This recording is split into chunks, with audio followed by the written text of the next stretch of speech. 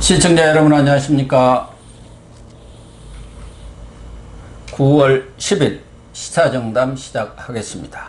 시청자 여러분, 오늘 또 여상훈 변호사님 모시고 대선 전국을 뜨겁게 달구고 있는 이른바 고발 사주 의혹의 실체를 조목조목 따져보도록 하겠습니다.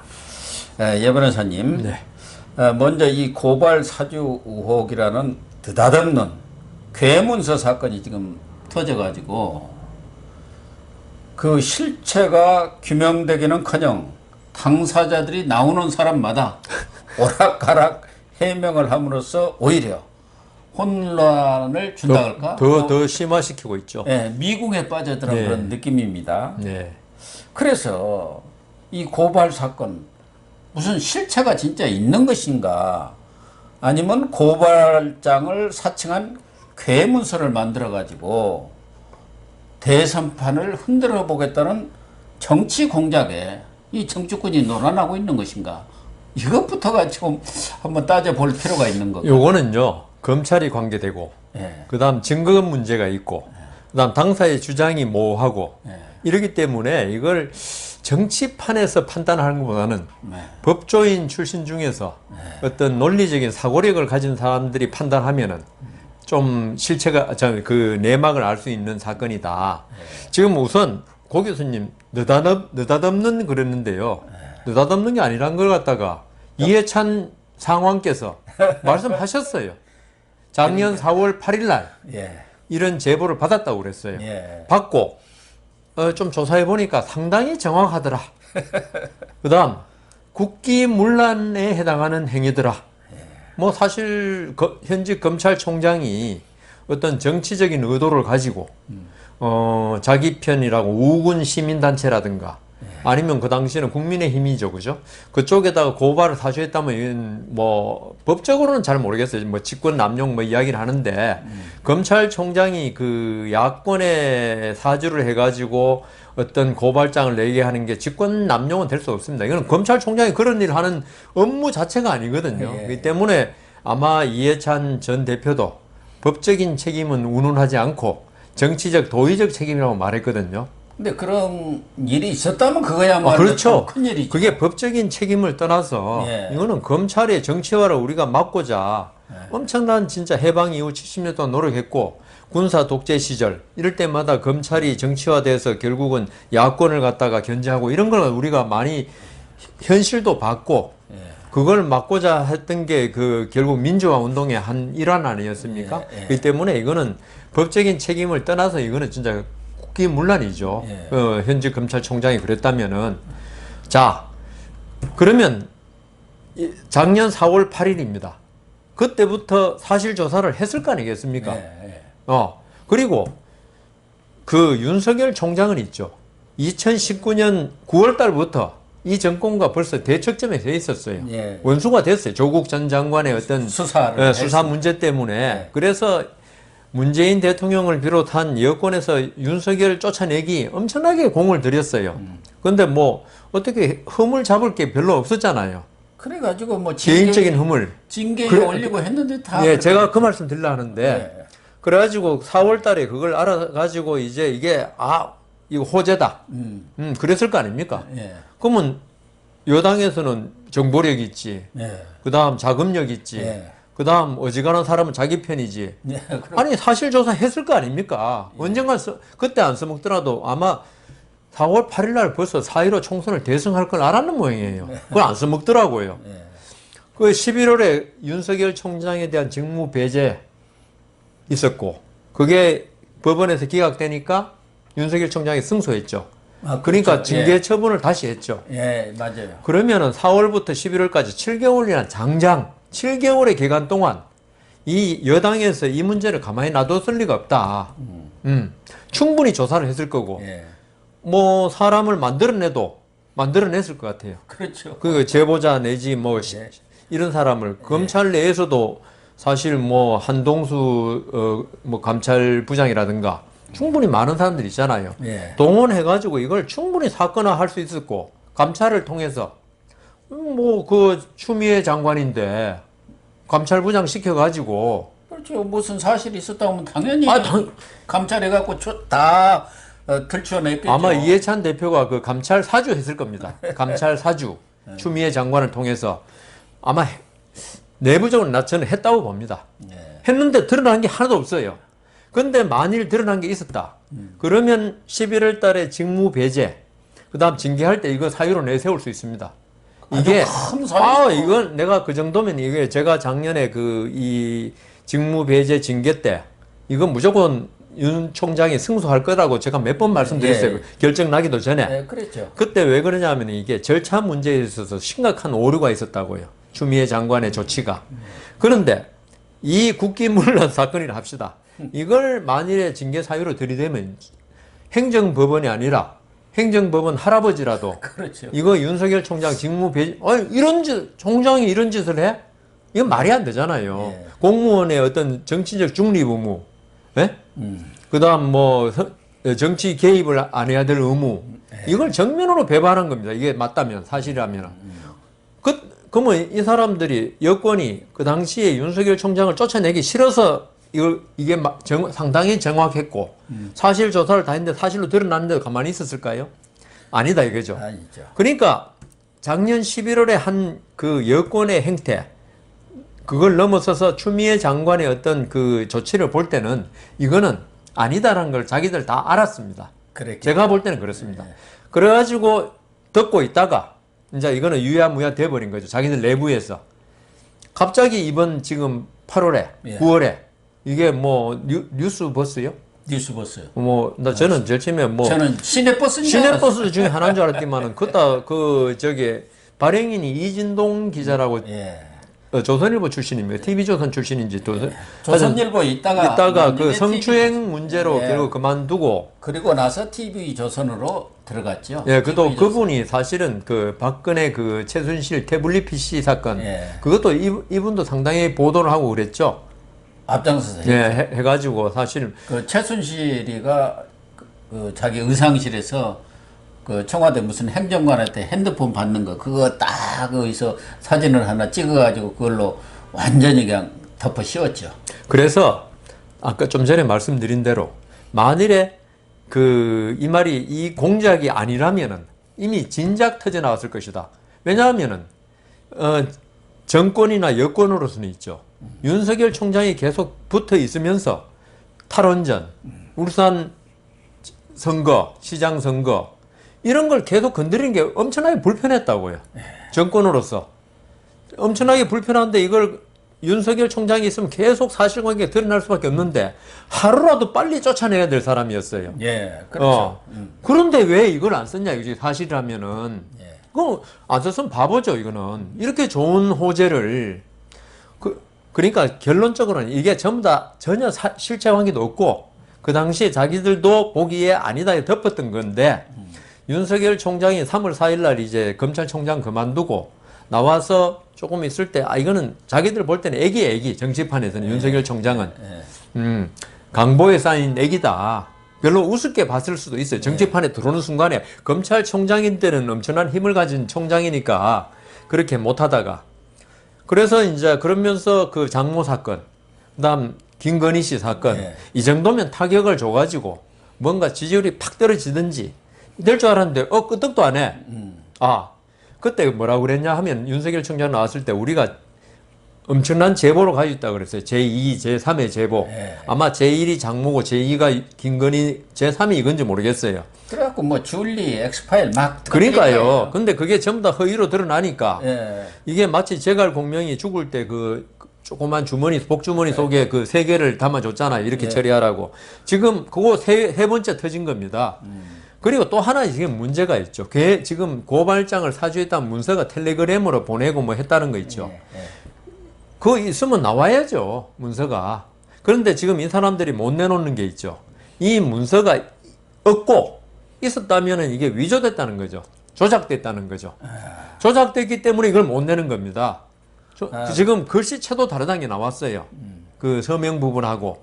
이 때문에 지금 말로만 계속 공방을 한 이유가 실제 객관적인 물증이 나와버리면 더 자기들이 궁지에 빠질 수 있기 때문에 이 지금 고발장 뭐 이런 거 갖다 내지를 못하는 거예요 지금. 그다음 또 하나 좀 전에 김웅 의원이 이제 오락가락하는 기자회견을 해가지고 더 미궁에 빠뜨렸다고 말씀하셨잖아요. 김웅 의원이 뭐라 그랬냐 하면 그 당시에 4월달에 네. 총선 직전에 그 손준성한테 수사정보정책관이죠. 예.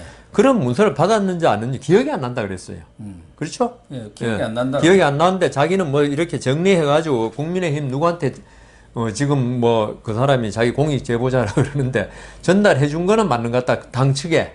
아니 그것은 4월 3일 거고 4월 8일 건데 8일 최강과 관련해서는 자기가 봐도 선거법 위반이니까 그 부분에 관해서는 자기가 A4 용지 한 장 내가 전달해 준 건 맞다. 전달해 줬는데 예.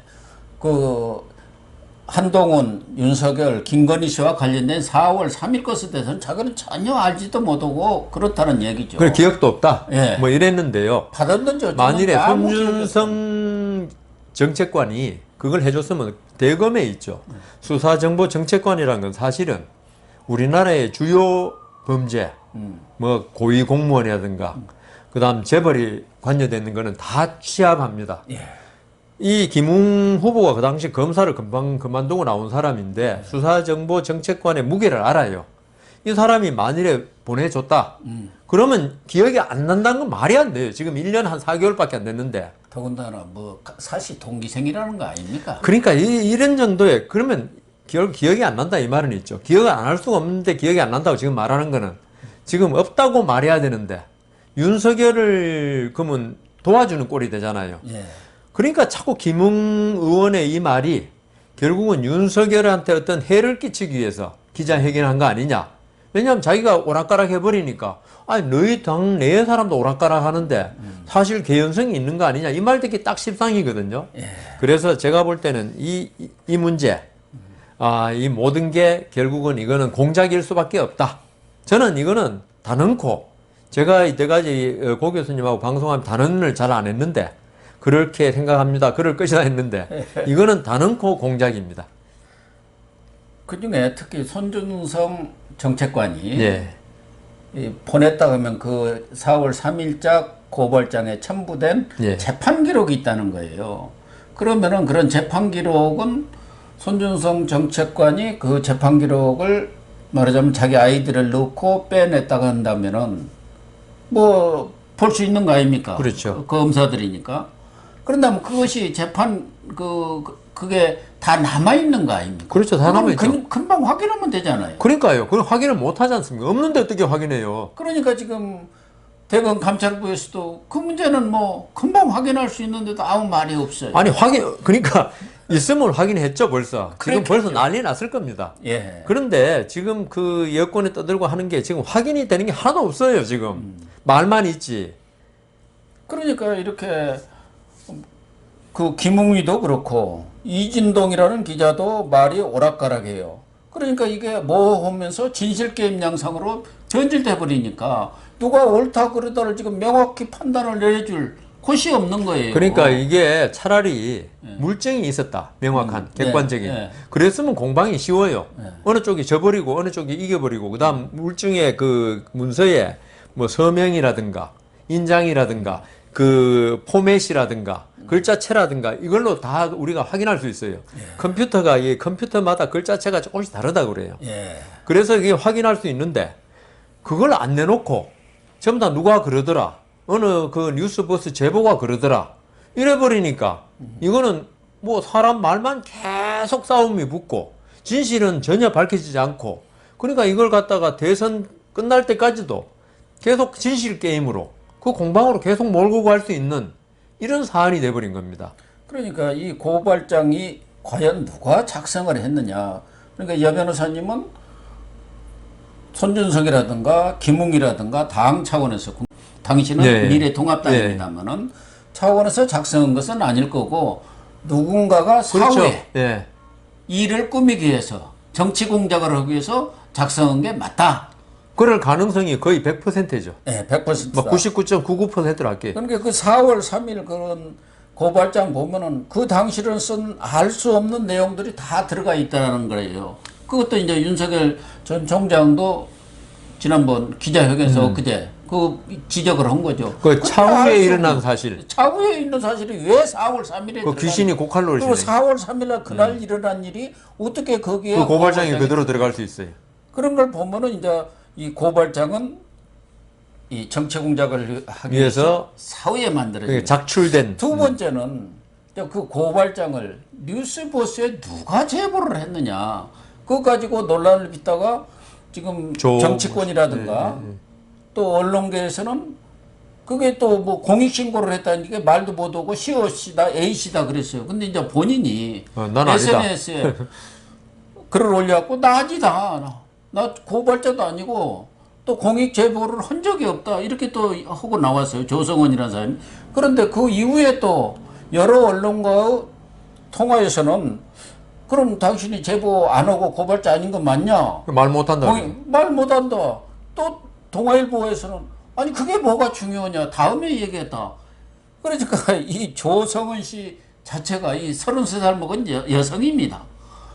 이 사람이 말을 계속 바꿔버리니까 그러면 이 사람이 제보를 한 거냐 아니냐. 그러니까 윤석열 측에서는 아니 제보하고 안 하고는 무슨 2대8, 3대7이 될 수가 없는 거 아닙니까? 했다 안 했다만 그렇죠. 있는 것이지. 예. 왜 그 말 못하냐 이거 아닙니까? 그러니까 이 조성은 씨가 네. 33살인데 사실 젊은 때부터 정치판에 그렇게 그러니까 박지원 지금 국정원장하고 예. 같이 이 밀당을 하는 사진까지 있대요. 그러니까 젊었을 때부터 정치에 관심이 있는데 박원순 캠프에 그 시장 선거 때 들어갔다가 민주당에 갔다가 그 다음에 이제 국민의당 지금 안철수 국민의당이 아니라 원 국민의당 있지 않습니까? 38석. 그때 이제 박지원이가 비대위원장도 하고 대표도 하고 그런 때예요. 거기 뭐 비대위원을 하고 그러다가 민주통합당으로 이제 넘어왔는 아니 미래통합당으로. 미래통합당. 예. 그건 지난번 그 선거 전에 각 그 야권 정당 단체들을 전부 모아갖고 미래통합당이라는 것을 만들었지 않습니까? 그렇죠. 예. 그때 이 조성은 씨도 무슨 청년당이라는 것을 하나 만들려고 한 것 같아요. 그래갖고 자기도 그 당대표로 또 들어간 거예요. 그러니까 이 정치권의 그런 생리를 잘 아는 사람이. 그래갖고 미래통합당의 선대위 부위원장, 되게 이제 각 정당 대표들은 부위원장이라는 타이틀을 줍니다. 뭐 부위원장이라 해서 무슨 의미는 건 없죠. 아닌데 의미는 없는데 이제 명함으로 주는 그렇죠. 거예요. 대외 활동하라고 주는 거죠. 그때 뭐 선대위원장은 김종인 전 비대위원장 아니었습니까? 어쨌든 그런데 이 조성원 씨 자체가 이분이 지금 아주 신분이 크리스천 마크가 붙는 사람. 미지의 인물이에요. 미지의 인물. 뭘 하는 사람이냐? 근데 뭐 그거는 이제 나중에 이제 고 교수님이나 이런 정치하시면 차차 밝혀 주실 거고 제가 지금 중요시하는 거는 공익 신고자로 대검에서 인정했다는 거죠. 그러니까요. 그것도 9월 8일 날 인정했다는 거예요. 9월 8일은 무슨 날입니까? 김웅 의원이 기자회견한 날이에요. 바로 그날 바로 직전에 기자회견 직전에 그러니까 김웅 의원이 사실은 누구한테 제보받았고 이런 걸 말을 하려고 그랬는데 제보자가 누구라고 지금 주장되고 그걸 못하게 된 거예요. 그게 법에 그 공익 제보자로 이렇게 인정되면은 신원을 밝히면 처벌받게 돼 있어요. 그렇더라고요. 그래가지고 근데 또 문제는 공익 신고자는 국민권익위원회에서 결정하는 거지 대검에서 결정하는 게 아닙니다. 그래갖고 그것도 지금 권한 전현희 위원장이 아니라고 그랬다가 뭐 나중에 또 역시 뭐 초록은 동생이라고 뭐 또 이상한 말을 했더라고요.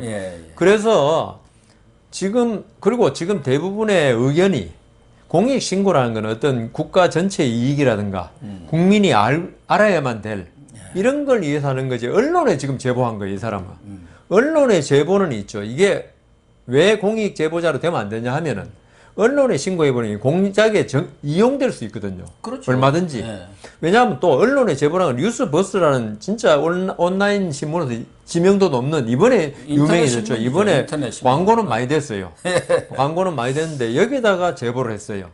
중앙의 메이저 뭐 신문, 그 다음 지상파 방송에 제보된 게 아니고 원래부터 다 정치 공작은 외곽에 전혀 이름 없는 다 썩 나중에 잘못돼도 빠져나갈 구멍이 있으니까 그리고 유력 언론에다는 그런 가짜 제보를 하면은 유력 언론에서 검증을 하니까 검증이 충분히 할 수 있는 능력이 있으니까 안 돼요. 그러니까 외곽을 쳐갖고 그것이 이제 중심으로 들어가도록 만드는 거예요. 그러니까 이분이 이 언론에 제보한 걸 가지고 지금 대검에서나 이걸 대검의 권한으로 공익 제보자로 만들어가지고 신분을 못 밝히게. 네. 그러니까 아까 말씀하신 대로 본인이 되게 답답했는 모양이죠. 왜냐하면 인터넷에 다 돌아다녔거든요. 다 조성은 씨라고. 그러니까 뭐 본인 얼굴까지 다 사진 찍어 저도 봤습니다. 돌아다니니까. 예, 그 이제 이번에 본인이 기자회견까지 했으니까 저도 얼굴을 봤습니다. 예. 봤는데 어쨌건 이분에 대해서 대검에서 이렇게 지금 김호수 총장 체제에서 그리고 한동수 감찰부장 체제에서 이분을 감싼다는 느낌을 받을 수밖에 없는 겁니다. 갑자기 공익 제보자로 했다는 거는. 김호수 품 안으로 쏙 들어가 버린 그러니까요. 그래서 그 제보자가 누군지 그 사람이 그 당시에 작년 4월 3일 이때 뭘 했는지 어느 지금 그러니까 휴대폰으로 보냈는지 휴대폰을 딱 까보면 알 거 아닙니까? 예. 이런 걸 하나도 못하게 만들어 버린 거예요. 지금 휴대폰도 다 제출했고 그러니까 지금 예결위에서도 야당 의원들이 당신 그 제보자가 누구냐고 박범계에게 자꾸 물어도 박범계는 그거 밝힐 수 없다 그러고 있는 거 아닙니까? 그러니까 지금 제보자가 또 공익신고자가 조성은인지 아닌지 그것도 몰라요, 알 지금. 길이 없어요. 그러니까요. 저쪽에서 대검에서 딱 입담을 그러니까 있으니까. 보호하고 있으니까. 그러니까 조성은이가 자기가 제보를 했고 그래서 공익신고를 했다. 이러면 그래서 이제 공익신고에 맞는지 안 맞는지는 변론을 하더라도 예. 해버리면 간단한데 아니 이 사람도 지금 아니다겠다가 뭐 왜 그걸 모르겠다 모르느냐, 했다가. 모르겠다 했다가 지금 말할 시기가 아니다 이렇게 나오니까 그러니까 지금 계속 이 사건을 예. 이 여권위에서 있죠. 실체를 파악해서 결론을 짓자는 게 아니고 계속 미궁에 빠뜨리자. 그러니까 그런 의도밖에 안 보여요. 뭔가 뒤에서 보이지 않는 손이 지금 작용하고 있지 않느냐. 하고 있다. 그래서 이렇게 해가지고 혼돈에 빠뜨리고 미궁에 빠뜨리고 진실 게임으로 몰아가자. 이렇게 하고 그러니까 아까 제가 이런 일이 말씀하신 대로 윤석열과 추미애가 그렇게 싸우는 과정에서 안 나왔는데 갑자기 나왔으니까 뜬금없이 나온 거예요. 그러니까 그것을 지금 뒤에서 보이지 않는 손, 영어로 이야기하면 인비지블 핸드라고 합니다. 예. 되게 우리가 경제학에서 많이 배우지 예, 않습니까? 예, 예. 시장 경제라는 예. 것은 이 보이지 않는 손에 의해서 자동으로 조정이 되어간다 하는데 여기야말로 지금 보이지 않는 손이 작동하는 거 아니냐. 그런데 이게 미궁에 빠뜨릴 때 이익과 손해를 이렇게 한번 보면요. 여권은 무조건 이익이에요. 지금 그냥 쾌재를 부르고 그러니까요. 있는 거죠. 윤석열 총장은 이게 사실이 아니고 아까 제가 말한 공작이라 하더라도 일정 부분 그러니까 심지어 지금 여론조사에서 홍준표 의원한테 밀리고 있다는 여론조사까지 나오거든요. 그게 타격을 받고 그게 있어. 상당한 타격을 준 게 바로 이 고발 사주 사건인데 그런데 지금 여권으로서는 있죠. 이게 더 이상 사실 규명으로 들어간 걸 지금 회피하고 있어요. 아까 조성은 씨 문제도 그렇지만 이게 있죠. 이미 윤석열 총장은 타격을 입을 대로 입었기 때문에 이게 만일에 공작이다 밝혀지는 순간에 지금 여권이 입을 데미지는 윤석열 총장이 입은 데미지의 3배니 5배가 가해지거든요. 그렇죠. 이게 하면요. 이게 지금 상당히 이거 여권에 뭐 내년 대선을 앞두고 진짜 제일 큰 악재가 될 겁니다. 근데 밝혀질 수가 없지 않습니까? 그러니까 그게 밝혀지지 않기를 바라니까 지금 이러고 있는 거죠. 아니 그걸 밝힐 수 있다고 한다면은 수사기관에서 밝히든가 무슨 국정조사라든가 특검이 이루어져야 하는데 현실적으로 지금 수사기관에서 공수처에 공수처가 지금 수사에 들어갔어요. 예. 그래갖고 오늘 압수수색 있었죠. 10일 날 김웅원 오고 손준성 지금 대구국어 예, 인권보호관으로 인권보호관이니까 있습니다. 그 압수수색을 했어요. 근데 그 사람들이 이걸 쉽게 밝히겠습니까? 공수처라고 한들 이게 수사라는 게 하루 이틀에 나오는 거 아니잖아요. 그렇죠. 더구나 대검이라든가 법무부에서 감찰을 하고 있다는데 감찰 다른 일 같으면 벌써 지금 나왔을 건데 아무 얘기가 없잖아요. 다만 이제 대검에서 한동수 감찰부장 체제에 연구관들을 증원시켜갖고 수사체제로 지금 전환하려 하고 있다. 이렇게 지금 연기만 계속 피우고 있는 거예요. 그러니 이것이 어느 세월에 밝혀지냐 이 그러니까 말이에요. 공수처가 있죠. 사실은 제가 볼 때는 진짜 사실을 밝히기 위한 것보다도 오늘 이걸 앞서기 압수수색이 뭐든지 지금 수사가 예. 우리가 이 정도로 혐의가 있는 걸 전제로 하고 있다. 그러니까 윤석열 고발 사주한 거 우리 맞다고 본다. 예. 이걸 국민들한테 계속 그런 이미지를 심어주기 위한 예. 제가 볼 때는 공수처 뭐 수사관 몇 명 대도 안 하고 검사 몇 명 대도 안 한 기관에서 지금 말하자면 검사 손준성 검사 그다음 전직 검사였던 김웅 여기를 상대로 압수수색 해봤자 저는 밝혀진 거 없다고 생각합니다. 오히려 뭐가 나오겠어요? 뭐 그냥 북치고 네. 장구치는 반주하는 정도지 실제 그 악보를 발견은커녕 네. 그러면 이렇게 이야기하겠죠. 이 사람들이 벌써 증거를 다 은닉했다고. 그렇겠죠. 근데 포렌식은 뭐 합니까? 포렌식은 디지털 포렌식은 증거 은닉했고 핸드폰은 전부 다 강물에 던져버렸다. 바꿔버려가지고 알 수가 없다. 예, 예. 지금 한동훈이가 그거 아닙니까? 한동훈의 비밀번호를 못 풀어가지고 무혐의라는 게 그 자기 내에서 수사를 통해서 8번인가 이렇게 이성윤이 서울중앙지검장 있을 때 결재 올렸는데도 까먹겠죠. 지금까지도 지금도 지금 판결을 안 내리고 무혐의 있는데 결정을 못 하고 이 있죠. 공수처에도 그 유명한 법세련이라고 있습니다. 예, 그 예. 대표가 김한배인데 뭐 하거나 뭐 윤석열 하면 고소하죠. 윤석열 전 총장에 대해서도 열 몇 개를 지금 이미 고발해 놓은 거예요. 다른 거로. 근데 공수처가 그 많은 건들이 있는데도 불구하고 이걸 그냥 바로 그러니까요. 압수수색에 들어갔단 말이에요. 그게 딴 사건은 깔아뭉개는데 이 언론 제보로 지금 뭐 거의 공작인 예. 이 사건은 엄청나게 지금 수사 속도가 빨라요. 이광철이라든가 전 민정비서관 예. 거기에 얼마나 많은 건들이 있었습니까? 그건 지금 뭐 조사 그런 사건도 있었습니까? 수사 기억도 없어요. 자체도 기억도 안 없어요. 해버리잖아요. 그러니까요. 그런데 지금 윤석열 이 사건과 관련되어 있다 해갖고 바로 압색이 들어가죠. 그래서 우리가 예전에 그 공수처가 왜 생겼냐, 저는 공수처를 반대하는 사람 아니었습니까? 예. 결국 이런 걸 보니까 예. 공수처를 만든 이유가 있어요. 이번 대선을 위해서 필요한 기관이었다. 이런 게 드러나는 거죠. 공수처가 지금 하는 게 완전 정권의 입맛대로 수사하는 거 아닙니까? 예.